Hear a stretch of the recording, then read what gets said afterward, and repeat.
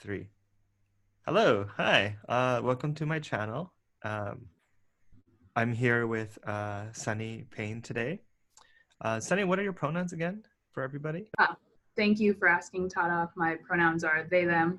Yeah. If you call me she, I won't be too offended, though. Yeah. And for the record, I'm also they, them, and he and him at the supermarket. I don't mind. um, yeah. And today I think is what might end up becoming the first inaugural video cast of Woke for Yang. So I was really interested in meeting people, who I would um, identify or, as I self-identify as quote unquote woke. And yeah, what attracted people to Yang's policies, to the Yang Gang. Yeah, what does Yang mean for woke people? So that's kind of like a little bit of discussion we want to get into today. And yeah, Sunny, do you want to introduce a little bit of who you are, what you've been doing up till now, like a little bit of back history before you kind of joined the Yang Gang, and Yeah, then also like what are you doing right now, and then what are you going to be doing in the near future? absolutely. So, my background is actually pretty mixed. I have a degree in bioengineering. I very briefly worked for the US Army Research Office, realized that I needed to do some work that I was ethically aligned with, and I moved to New York City out of college and started working for an environmental nonprofit. So we did environmental and consumer advocacy work, lots of outreach. So I started as an organizer there, walking around, knocking on people's doors, begging them to help save the environment, and actually had a lot of success there. So I kind of went up through the ranks, became an outreach director at that organization. And so my day to day was organizing and coordinating people to go on the ground, to bring messages to the community. And as an environmental activist, I thought it was incredibly important to spread how powerful your voice is, and also how it's so hard for the planet to speak for itself. But on one note on that, in 2019, there were over 300 environmental activists that were brutally murdered, whether it was protecting indigenous land all around the world, or in some other protest like capacities. And so we have to, one thing I'm passionate about is recognizing that we all have to come together to protect the planet, but there's also very insidious forces out there that are working to keep us down. And so I worked there for a while. We did a lot of consumer advocacy work in New York. So we got the plastic bag ban in effect. We passed some Oh, campaign wow. finance laws, reform laws. So that Campaign was finance laws, you said? campaign finance reform. Wow, Yeah. so you're So you're a real pro at this whole thing. Wow. I have some experience in politics, yeah, Yeah. and a lot Wow. of experience talking to people who may be on the same wavelength as me when it comes to how they feel about these issues, or who Hmm. maybe have other concerns. And kind of one thing I'm really passionate about is relating it all back to, like, we are one species, and the most existential threat to all of us is climate change, and we have Mm. to address that. And so I worked for that environmental nonprofit through August 2019. My partner actually got into grad school in the state of Maine at the Mm. University of Maine. And so I quit my job, moved here with them, and I've lived down the street from Stephen King. I've been siphoning some of his creative energy. No, I'm just kidding, but I am writing a book.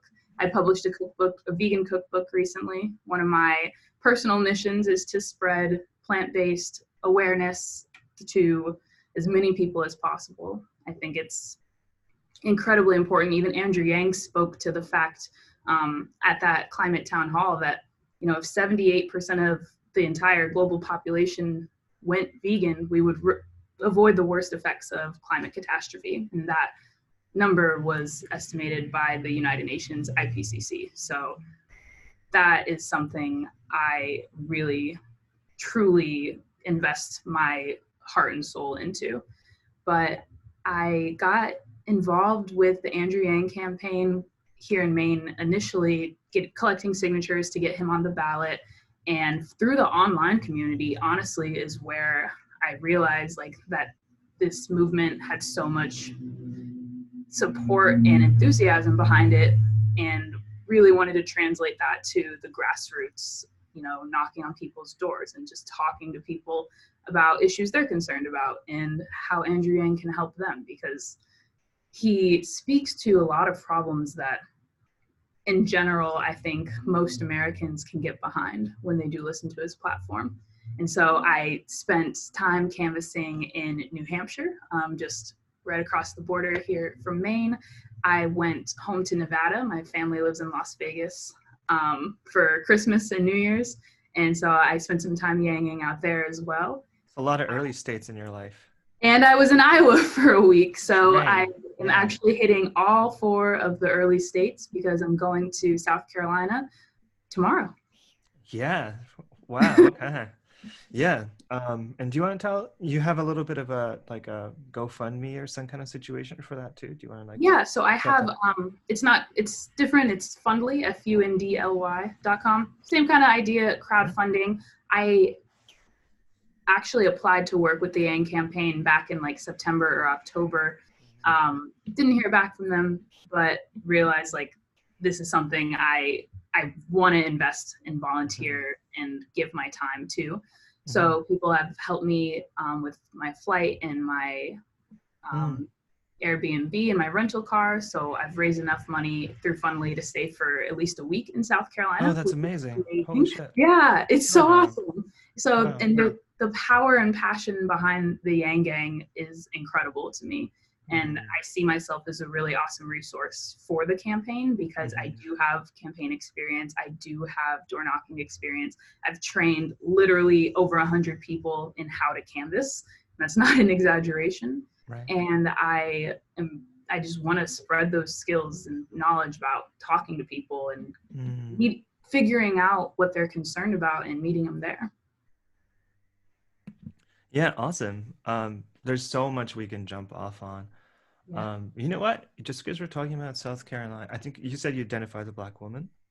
I identify as a Black woman, yes. Yeah. Do you have any other identities, like culturally, ethnically, Um, racially? so I am mixed, so Black, white, Native American, Mm. and I kind of identify in general myself as just literally the American melting pot.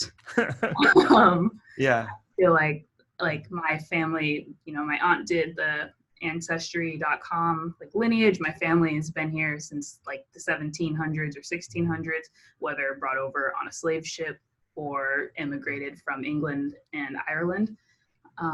So I am deeply American and I care incredibly Right. much about this country, but Right. more importantly, I care about this country working for all of us.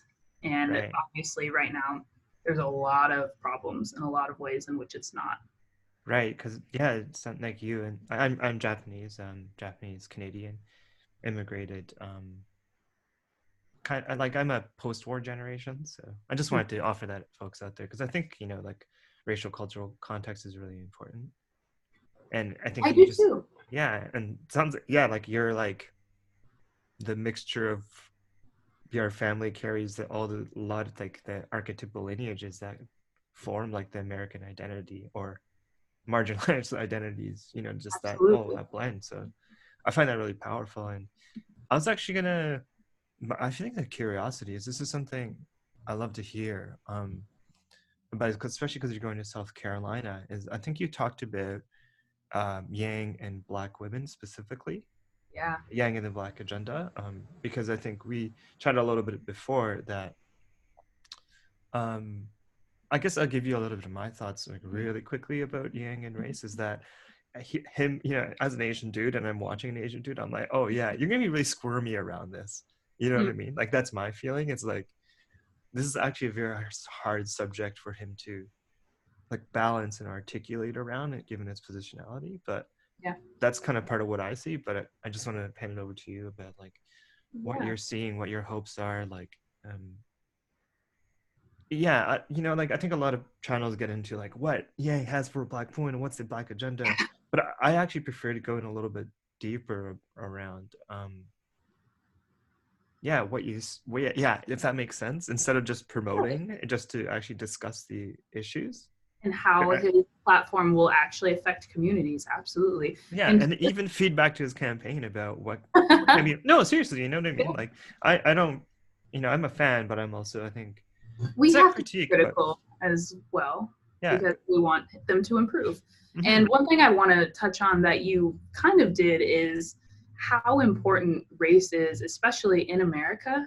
Mm. And yet at the same time, there is this kind of subsect of the population that's saying, leave race out of it. Like, don't talk about race. Like, don't play identity politics like that. Hmm. For me personally, as an ambiguously brown person, my entire life, almost all of my initial interactions with anyone I meet is them asking me, "What are you?" And Right. that's not an exaggeration. My entire life, I've explained my background and my cultural Hmm. background to people because of curiosity that they have, and that usually leads into having some kind of conversation where you can relate to that person and find common ground. And I think as a Black woman, it is incredibly important that I'm connecting with other Black women, with Black communities. Hmm. So I was born in Virginia. My family's actually from the South. My dad's Hmm. family's from Alabama Different and South. Georgia, and my mom's from Southeast Texas. She was born in Louisiana. So I identify so much with the fact that, especially in the South, there's a lot of generational trauma that hasn't been addressed. There's a lot of ways that we can work to better and improve so many Americans' lives that have been systemically oppressed. Hmm. And I think that the conversation about Andrew Yang's platform and how that is going to help Black communities is a really important one to have. And I don't think it's pandering, and I don't think it's disingenuous at all. And Yeah. so, yeah. Yeah, I'd love to hear about it because, I even like looked at his policy thing today and I was like, there is like, he doesn't have a section for racial justice. It's all No. kind of like layered. And then And so it's very interesting. I find like Donald Glover and Dave Chappelle and mm-hmm. I guess other Black supporters would be like Anita Baker. I love Yeah. Anita Baker and I was like, Yeah. endless love. But there are people who are coming out from, especially those folks who are not traditionally, probably, I don't see Donald Glover getting involved into things like this that easily or that often. No. And And so I think that mhm, the endorsements he has does speak wonders to his plan for the Black community. mhm, But you're right that he's not as direct about it, whereas we've seen other candidates endorse or release plans with fake endorsements from community. sorry, I just But other candidates do have specifically outlined plans for the Black community, and I mhm, think Andrew Yang would benefit from explaining how his policies are mhm, related. And so some things that, like, number one on my list, he not only is he going to legalize marijuana, but he will pardon every single person who's in prison for a nonviolent marijuana related crime. And if you look at the stats, I mean, I don't have the math in front of me, but we know that we Black know the math. communities are disproportionately targeted, and are disproportionately kept in jail. And the fact Mhm, that, we see this president now who's literally pardoning war criminals, and that there's someone who wants to pardon this whole marginalized group, many of whom right, are Black Americans, I think mhm. is incredible. And I'd like to see him speak more to that. But also, Actually, he wants can I to, can I jump in for a second there? yeah, Because there's something that makes me like almost annoyed, annoyed at the woke left. It's kind of like, how are you going to pardon these people without a UBI? like, what are they going to do Yeah, once what the fuck are they going to do? So like, people are talking about like that probably as well, but they, it's like, guys, with you're worried about all this, how are you going to pardon these people and financially be able to support them without massive resistance? Hmm. because there's no way to like pardon them and just give them money to just that population. No. Like I don't, I like that kind of, that's going to get so much resistance from like Oh, a bill like that would white, never pass. It's yeah, giving ex criminals, whether they've been pardoned or not, just that subset a dividend or yes, some kind of income. Like that's going to be met with a lot of a resistance. ton So of I resistance, agree. even We, though I think it's deserve it. yeah. But it's kind of like, so when I like hear people, it's a part of like do you guys like this UBI thing is really important, but also like yeah, how it works with something like pardoning nonviolent drug offenses. I don't think it's just marijuana. I think it's also like all the drug offenses that are Oh, wrong. wow. I have a feeling. I think so. I'm pretty sure We'll because check he's on. decriminalizing opioids, so that I feel like that makes a lot of sense, right? Yeah. Um, and so there's something about specifically that pardoning and that combination of UBI people. It's like they don't make a connection. It's like these people are not like can never receive it. He makes a connection. He's like, yeah, these people are gonna get a check. So when Yeah. those people come back in the community, they're gonna come in with money. Yeah. They're not coming in. They got pardoned, but they got wrung out, and they have all this trauma, and they're landing in the community with no resources. So, Absolutely. that's kind of thing. Sorry to cut you off, but No, it is I'm so so important. passionate. That's a great, really Mm-hmm. awesome point to make. And another amazing proposal he has is restoring voting rights to felons. Like he has so much criminal justice reform Mm. policy that I feel like he should be speaking to more that would empower the Black communities, because we know, first of all, that the police force, police regimes in this country are directly descended from the slave patrols. That is a fact. Yeah. And the documentary 13th on Netflix does a Mm-hmm. really amazing job in detailing how we got to the current police force today. Mm-hmm. But he also is talking about things like the cash bail system and how that is criminalizing poverty. If you're arrested but you haven't been tried yet, like, should the state be able to keep you in prison or keep you in jail?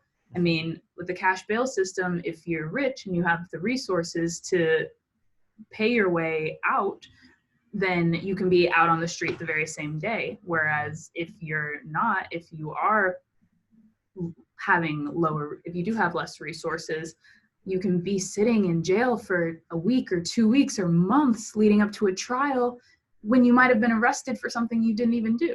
And we're seeing so many, especially black and brown bodies, taken unjustly and being in a jail cell for weeks or months, sometimes even years before they get to trial, without having actually been convicted of any kind of crime. And I think that his idea to reform that cash bail system is Mm. incredibly crucial. Right. So it's interesting. Yeah, it's a criminal justice reform, but it disproportionately affects Black communities. Absolutely. Right. Yeah. And actually, do you have anything anymore? And of course, I love talking about the freedom dividend as a plan for the Black community, because Right. yes, it is universal. Every single American 18 or older would get the freedom dividend. Mm-hmm. But when you look at Black communities that have prospered throughout the years and past generations and still are today, a lot of why they're so successful is because it's Black people supporting Black businesses. And in those communities, if we put that $1,000 a month resource into their hands, they're going to be supporting their neighbors and their friends and their family and entrepreneurs in their local community. And all of that, I think there's a stat that is for every $1 that the freedom dividend puts in a person's hand, it creates $2 worth of economic activity. And That makes what sense. Like dollar.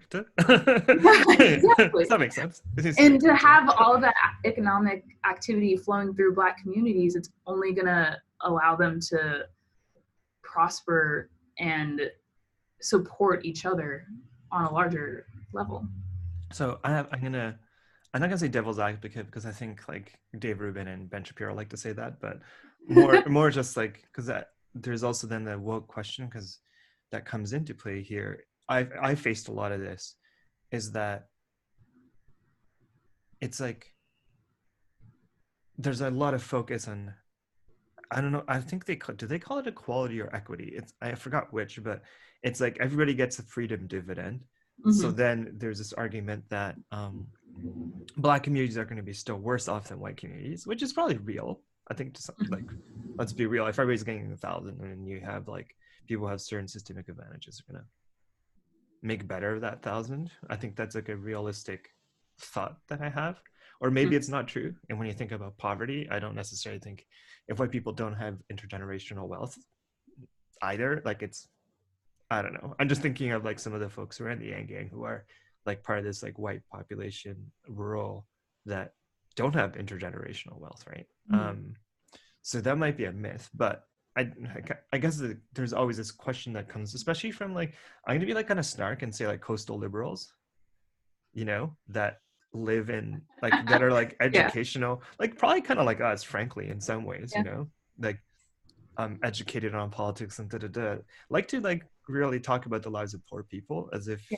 it's like, I know like we're eating ramen, but like, and I know all this stuff, and I know we come from, but I think we're, so I mean, I guess I'm already talking about an opinion, but I'm curious about a lot of, I feel like questions um arise around who, like, Are the communities we want to see benefit the most really the ones who are going to benefit?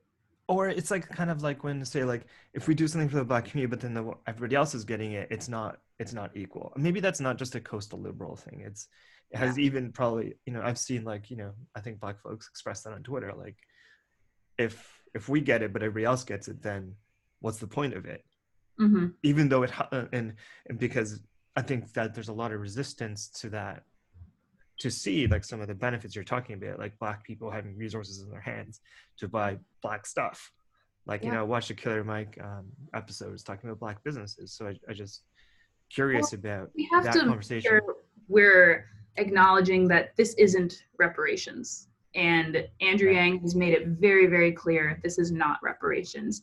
It is, it's a fact that the black bodies that were stolen from Africa and brought here, you know, and who we are today, African descendants of slavery, if you took the economic value and translated that into today's value as far as all the slaves that were brought over, it's something like $17 trillion. And so addressing that inequity and addressing all of that trauma is a completely different conversation.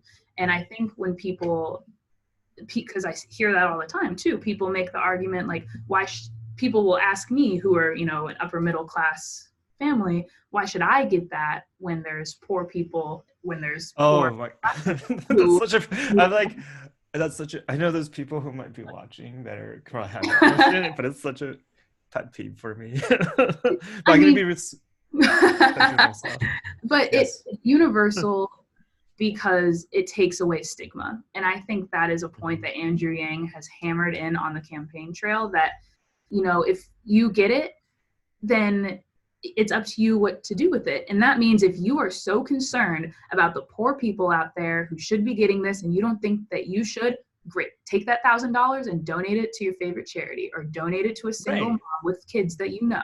And And right. yeah, And honestly, if you're not actually really part of the 1%, even if you're upper middle class, $1,000 a month is going to make impact on your life. yeah, I think, and it's exactly. like your life is still scarce. Like Andrew Yang's life, they call him like a millionaire. He's worth, I think, just about $1 million. Mm-hmm. He's running a campaign that I'm sure is financially wrecking him Oh, somehow. I'm sure. I don't think he's going to be a Like, millionaire.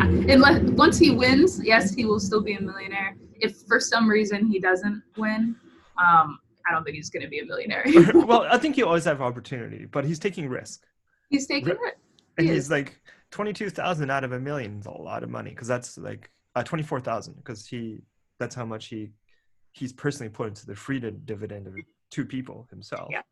That's a quite a significant amount of his life In a savings. lifetime, for if you live 60 years or 70 years past 18, you're getting $1 million from the government. Like, that's the math, you know? So Mm-hmm. it is significant. And for people to say, like, oh, well, it won't affect me, like I don't need it, it's not gonna do anything for me personally, then I think you should take a step back and reevaluate how you are using your financial resources and Mhm. see if you should be upping your charitable giving, perhaps, you know? Yeah, yeah, totally. And yeah, it's it's such a pet peeve I have. Like, 'cause it defies logic to me sometimes a little bit. Oh my God. But yeah, I think there's such like for me, my feeling is, um, and I feel like I'm talking to a specific portion of the woke, is that like, I think we're so often worried about helping others that don't realize, like, if you just thought of yourself as the poor, you would understand the freedom dividend. Yeah, Like, identify yourself as like, shit, like maybe I make 4,000 US a month. yeah, In New York, that's pretty rough. Like, I yeah. know, Oh yeah. like in a lot of places, even if it's not 4,000, like generally think until you're making like 10,000. So like that's like the place where the VAT tax from the freedom dividend becomes like about zero, Hmm. somewhere around there. Yeah, Until you're reaching those numbers, your life is still driven by a lot of scarcity. And that's because it's like the inequality at the top is so massive, it's kind of like you can be a millionaire and be nobody. Like Andrew Yang can't buy an election. no. Mike Bloomberg can. Like there's a huge stark difference there of impact, and people don't. So it's so much better, I think, if we just like as activists and advocates be like, oh, like recognize, oh yeah, like your brain is always towards like trying to help people who are more poor or worse off, but if you actually focused on like advocating for yourself, it actually might help the people that you're trying to help in this like kind of weird paradox, and be like, oh, Yeah. you're like not stopping them from getting these resources, because that's what I see a lot of, is like the conversation is like, I'm so worried about you, but then I'm gonna end up blocking all these resources coming to you. Well, take a moment and invest in yourself if that's what you want to do too. Like if you are somebody who says $1,000 a month to me, like I don't think it'll make a difference. Like I don't think I should get it. I don't like that it's universal. I don't want Jeff Bezos getting $1,000 a month. Like I think you need to reevaluate how you are utilizing your personal resources and understand that Andrew Yang speaks to the reason behind the freedom dividend is the government shouldn't be making choices for us, and we know how to best better our lives. But if you're someone who's so concerned about bettering the lives of other people, then you get that $1,000 a month in your hand, do something with it. You know, if you're a millionaire and you get that $1,000 a month, get 10 of your millionaire buddies together, $10,000 a month, like start a nonprofit or just donate it Just to donate something it, yeah, you just care give the about. money, right? You can give, like no one's saying you have to take it. It is opt Mm. in also, so you could just not take it at all. But Right. it's And it's definitely, that actually is a little bit one of my pet peeves as well. Like mm, why should everyone get it? Why don't we just give it to the poor? Because it's not welfare, and because even if you're a lawyer, even if you're making upper six figures a year, even if you are a medical professional, all not all, but many of our jobs are at risk of automation or being yes, automated away. yeah, And to start to critically think about that and prepare yourself for the fourth industrial revolution independently or with your family, like that's some, like he's giving you the resources to start on that journey mm, as well. yeah. And as a psychotherapist, I almost see that like giving that $1,000 to everybody and saying like, hey guys, it's almost kind of saying, hey guys, we all pretty much have a common problem we need to pay attention to. So it ties this come more, I guess, not ideologically but emotionally together. Yeah. I feel like. And something I want to mention too, I want to shout out, is like, as a psychotherapist, my practice is entirely based around the idea that the client, it's not necessarily the client knows best, I mean, but it's our job to guide it. But giving clients the resources to make their own choices and have, and it's positive incentives, is the work that we do. Mm-hmm. Like, it's called client-centered therapy, and that's like the modern standard for any kind of counseling and social work or anything. So the freedom dividend, I feel like, It's like that, like when people talk about as libertarianism or socialism, it's like missing the point of like, this is like a like kind of like a client-centered government, like going, I'm going to put the resources in your hands and also give you the tools and the guidance of how to manage those resources. I feel like, as a therapist, I just kind of like that. I don't know, like this is Yeah, the way, if that makes sense. Like it it just totally makes sense. feels very And aligned as a social worker. also, through the lens of an environmental activist, I do want to kind of loop back to how this does help poor communities and how it specifically helps poor Black communities. Mm-hmm. Environmental racism is so real and it is so prevalent in this country. So, what I Mm-hmm. mean by that is Black and brown communities are the most likely to live in close proximity to Superfund sites, to pollution from industrial waste, to be in areas that are highly susceptible to climate change. We have to understand that putting this resources into the the hands of people who are experiencing firsthand that environmental racism or that environmental disparity will give them an opportunity to make the decision for their families to better their own lives as well. And like if you live somewhere that even this applies to people who are in that upper echelon, the top tier as well, because we know most of the coastal property in this country is Mm-hmm. it's prime real estate, but we see a lot of people in these regions that are susceptible to climate change. Putting $1,000 a month into your hands would also allow you to make a plan and prepare for your family to have that emergency fund if a hurricane hits or if some disastrous flooding occurs, so that you can get out, that you have a cushion, Mm-hmm. whether it's somebody who's on the coast on these beautiful beachfront properties who is paid a lot of money for that property, or whether it's someone who was had a property that some giant multinational corporation moved in right next door and started dumping sludge into a creek that runs by their house. Like, Yeah. Mm-hmm. it's disgusting, but there are these scenarios where putting these resources in people's hands will allow them to Mm-hmm. move their families to safer ground, to a safer space to raise your kids in a safer environment. And right now, like, we're not seeing that kind of movement. Like, we know that Flint, Michigan hasn't had good, viable drinking water for how long? A decade? Probably longer. I think about a decade, right? Yeah. The decade since the news broke, but I'm sure it's been quite Right. some time. Yeah, it's And been a minute. in the fact that people still live in these communities, I mean, that's their home, that's where their family is, it makes sense. But if the polluters aren't changing their actions and your family is still being affected every single day by this, and all of a sudden you and your partner, maybe your kid who's 18 years old, all have $1,000 a month coming in, if you decide, if you want, that gives you the resources to start pooling together to make a transition to a safer space. Well, I mean, families are just going to be so much more resilient knowing. Oh yeah. And I think this thing that people need to really understand, it's not just money, it's the way it's dripping. Mm. It's like the monthly drip of it that's really important, is that because when a lump sum of cash hits, that actually has a different effect than when there's like a drip. It's not just the amount of money. Like Mm-hmm. if it was a $12,000 drip, like, or say like a bomb like once a year, Yeah. that has a whole different effect than if it's like a monthly consistent thing Oh, psychologically.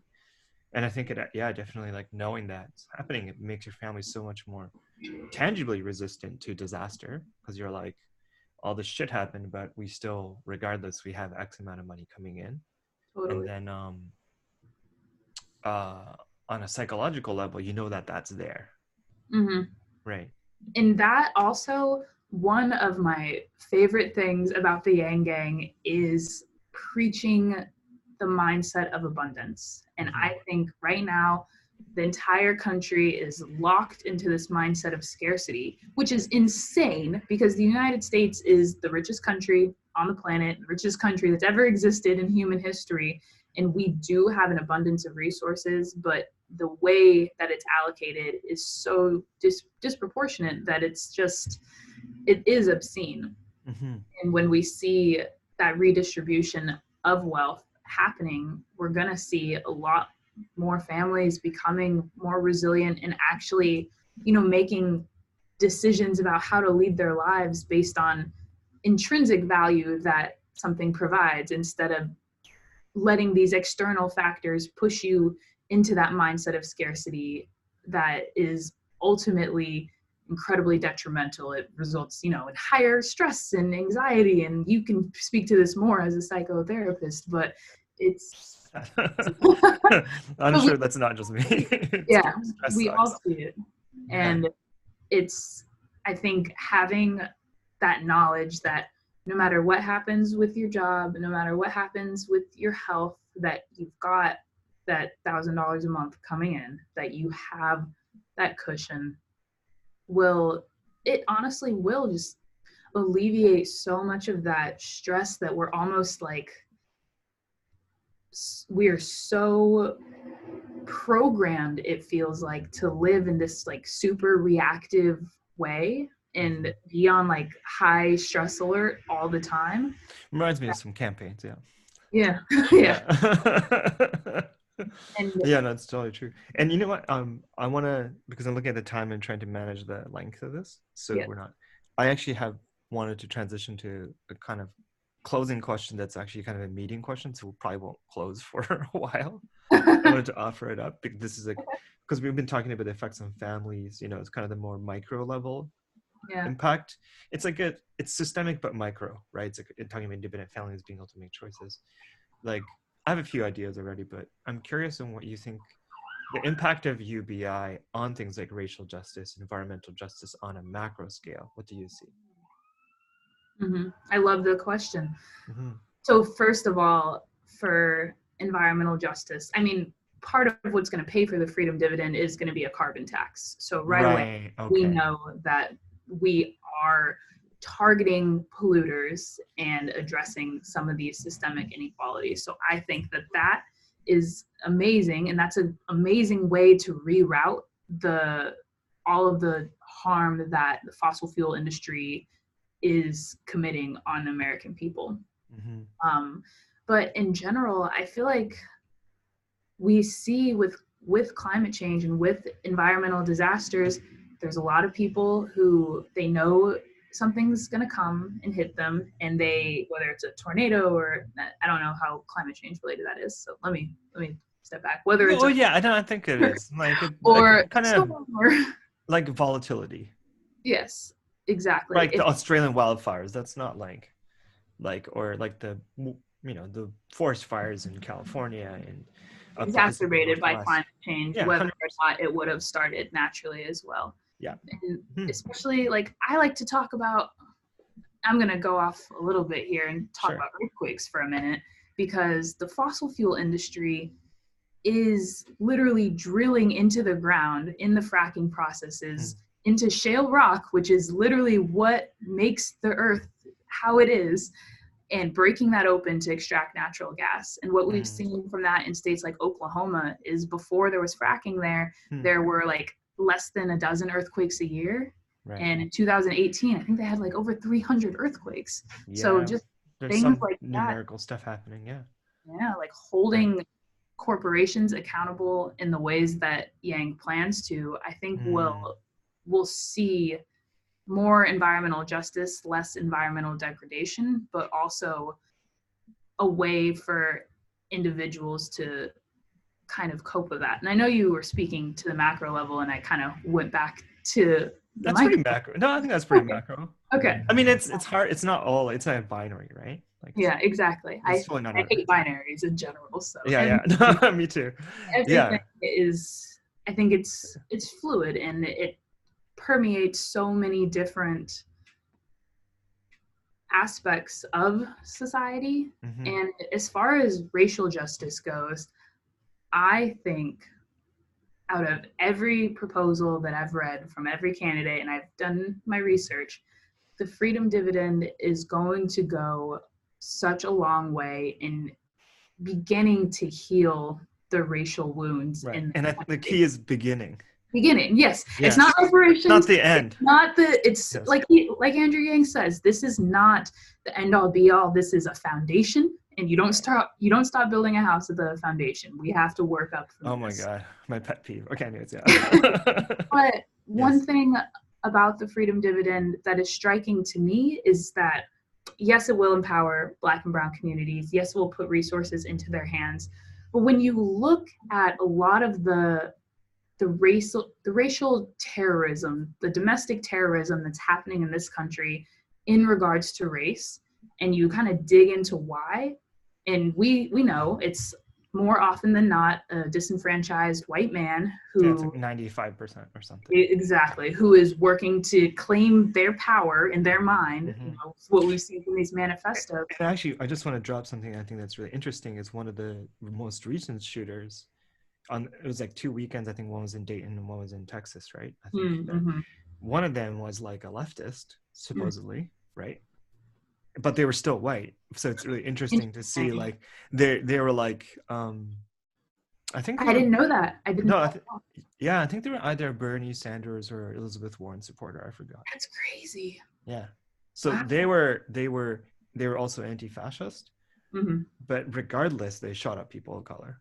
And I think one reason Hmm. why so much of this hate crime is happening is because white male Americans feel like they're being left behind. Hmm. And I Hmm. think the freedom dividend being universal, going to every single person, is going to do a lot of healing work for that community as well. And that Yeah. is just my prediction because when they see that the country is valuing them as well and that it's not hard, like, because these people, no matter how much I hate all of the atrocities they've committed, they are dealing with personal demons. And I think a lot of that stems from your it stems from your financial well-being. A lot of desperate acts happen because you are not financially secure, and giving that's and I'm not saying like yeah like let's give all the white nationalists $1,000 a month, but I'm saying like maybe they'll be less likely to do something incredibly reactive and incredibly harmful and toxic if they aren't also in that mindset of scarcity. Right. And the freedom dividend allows you to break away from that. Yeah, and as a therapist who works in social justice and particularly racial justice work is what I do. It's Hmm. um yeah, I think poor white people don't, and I think we don't talk about it enough. Poor white people are actually experiencing racialized poverty as well, but Mm-hmm. they don't understand that they are. We don't talk about it as, and I think there's a huge gap in self-awareness around that subject almost. And I think there's a part of Yang's campaign that's kind of underneath. That's what's bubbling. I feel like because even in his book, I don't know if you read his book. Have you read his book? Oh yeah, I've read both of his books. Oh, you read both of them? Okay. I Yeah. love that graph that shows that like the deaths of I think deaths of despair, so that's suicide, overdose, um, yeah, suicide and overdose and alcohol, I think is kind of the three deaths of despair that combine. Mm-hmm.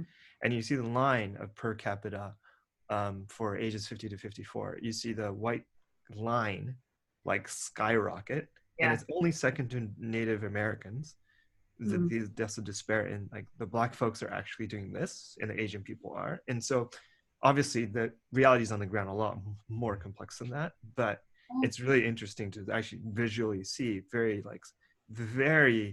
very it's like explicit, like white people are dying and killing themselves at record numbers, and it's accelerated over the last 15 years. And that's like a reality people don't actually are scared to talk about, I think, in standard woke politics, is to face that reality. And yeah, I mean, I think for all the reasons you mentioned, like I feel, I guess, like I think a lot of those folks who are afraid of like black folks, brown folks getting resources, like marginalized communities getting resources, are really afraid of them not getting it, being Yeah. left out.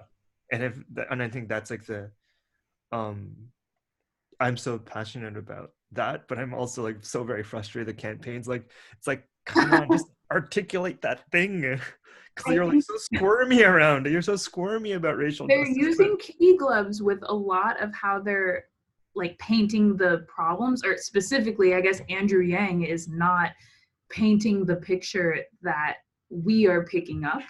And I think you're right. Like they need to be more explicit about how exactly this is going to affect this community and this mm-hmm. community and this community, because we know that a lot of like Yeah. middle-aged white men do support Andrew Yang's campaign because Well, of you're the. in the Yang gang, you know that. I You're know, around them all the I know, time now. I know, but it's Yeah, true. it's real. It's Yeah. real, and it's because, especially for working class Americans, and that extends to working class white Americans, that's whose jobs have been disappearing. Like farmers are who lost so much Mm-hmm. money, and not money, but lost so much manual labor work and productivity, Mm-hmm. personal productivity, to automation. And farming communities in the United States are historically white, and Mm-hmm. I think that that's something that I would like to see Andrew Yang just articulate more, Yeah. because Yeah. this is a campaign for everybody. Like, yes, like the woke liberal left, like we should be supporting him because he's talking about things with the environment, like investing in geoengineering and space mirrors and refeeding the ocean, Yeah. and doing all of this very you know kind of sci-fi feeling but realistic stuff. And he's talking about making sure that LGBTQ community has their rights like set in stone in like legislation.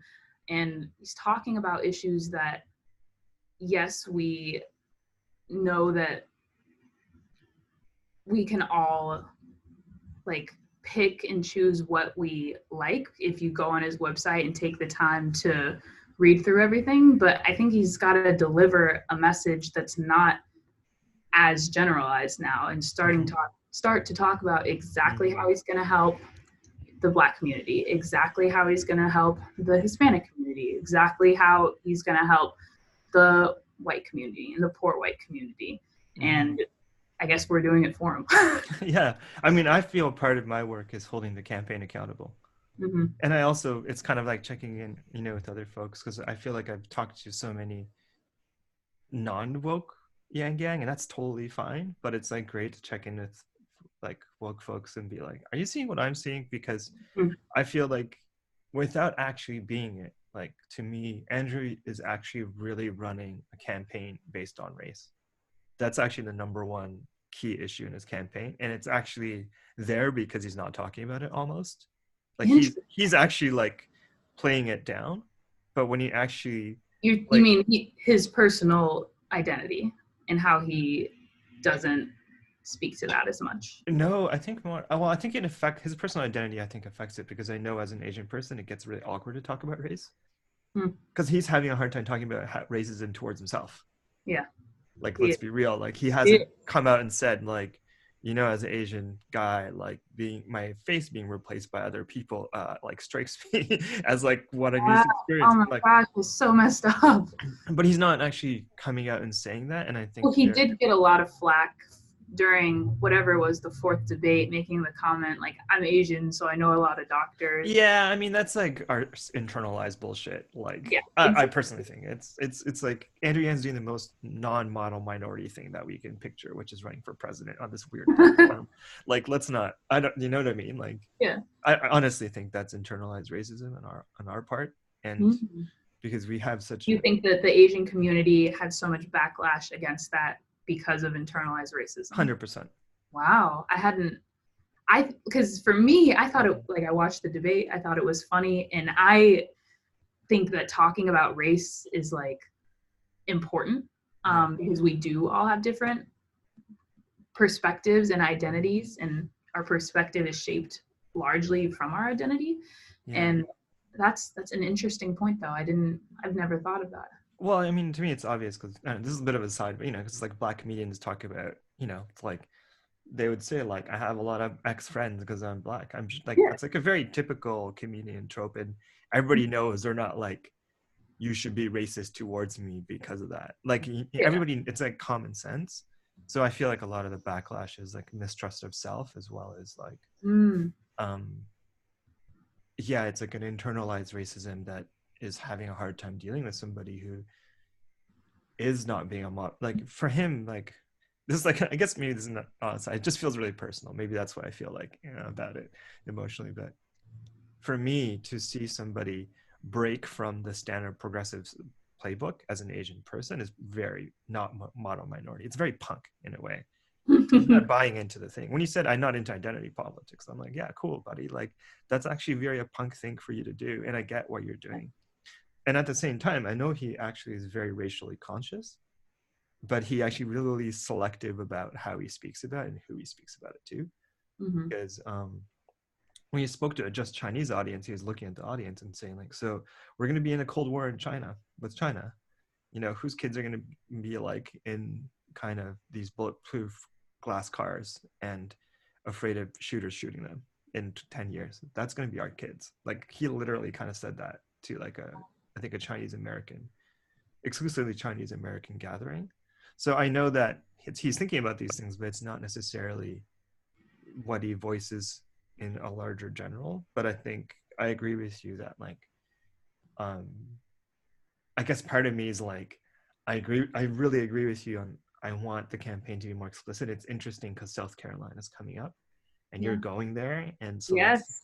And there are people in the Yang game have like a better, I feel like, articulation of the things he's dealing with racially than he does. But it's like I think I know what you're thinking, but Mm-hmm. it's kind of frustrating watching you not say it. And I'm also going like, I'm being like patient with myself and being like, okay, I trust you, Dad. I trust you're gonna like you get this. But like, Well, one reason why Tom Steyer is polling at 15% in South Carolina is because he has Black women in all of his ads. He speaks directly to the Black community in mm, his ads, and he is hiring also like from the Black community. mm-hmm, And I think Andrew Yang is too, from everyone I've communicated with in South Carolina, like mm-hmm. as far as his hiring, which is great. I also But love Reverend Wendy. Just saying, yes, yes, Reverend Wendy is amazing. I love No, I Reverend love Wendy. her. Yeah, just saying. And It Jermaine, is Dr. important. Jermaine. Yeah, I'm I love. excited to meet him. Mm-hmm. Yeah. But yeah. Do you want to end this off with talking a little bit more transition, talking about South Carolina and what you're seeing and what you're I excited about? I am incredibly excited to be on the ground there. Literally, so I'm an environmental activist. Climate change has hit South Carolina so hard. One Mm, of probably top 5 to 10 in the country as far as the impacts that they've seen. And again, that's why I think Steyer is doing well there because he is kind of framing himself as the climate candidate. And that's oh, something that people are really, really concerned with. And like spreading the message not only about how Yang wants to empower the Black community, how he is literally running on his flagship proposal, which is directly continuing Dr. Martin Luther King Jr.'s legacy. 50 years exactly too. 50 years, Yeah. yeah. But just Mm-hmm. to, I'm so excited to talk to people on the ground to see what they care about in their own words, Mm, because I know how much Andrew Yang's presidency would empower all of America, but especially South Carolina, mm, especially these communities in the South who do have this, you know, generational trauma that hasn't been fully addressed. mm-hmm. And I can't wait to just be on the ground there and have those conversations because I think it's important to have. I think it's important to have these conversations about race, about the future of race in this country, about domestic terrorism and how Andrew Yang's candidacy can be a unifier and actually like I think can result in less of that activity. Awesome.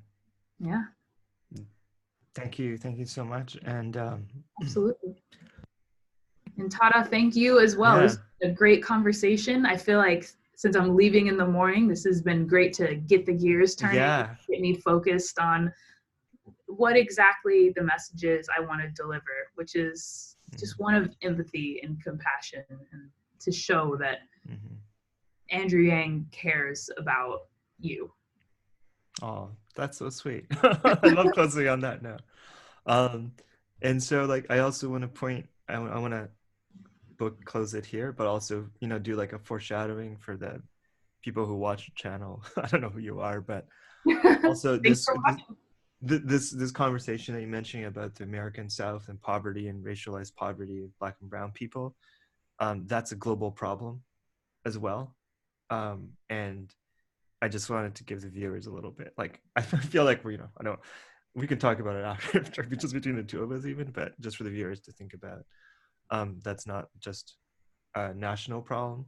It's actually a global problem of people suffering environmental racism on a mass scale Yeah, of, yeah. And, you know, if you're an activist out there, environmental activist out there, go watch, like, there's a now this video came out that's a one-on-one interview with Andrew Yang, and he talks exactly about global poverty and and environmental racism in the south of the yeah. globe, which is like, I don't know, I think it's so awesome.